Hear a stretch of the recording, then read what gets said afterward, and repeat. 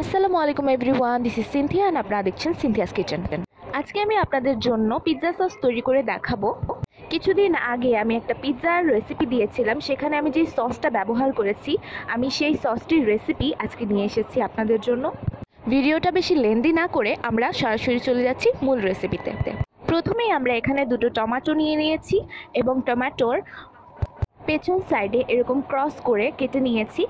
কেটে নেওয়া হয়ে গেলে আমরা হাফ কাপ পরিমাণের পানি দিয়ে দুটো টমেটো খুব ভালো মতো সেদ্ধ করে নেব। সেদ্ধ করা হয়ে গেলে আমরা এখানে টমেটোর যে উপরের স্কিনটা আছে সেগুলোকে ফেলে দিয়ে খুব ভালো মতো ব্লেন্ড করে নেব। এখন আমরা একটি তাওয়াতে 2 টেবিল চামচ পরিমাণে তেল দিয়ে দিব।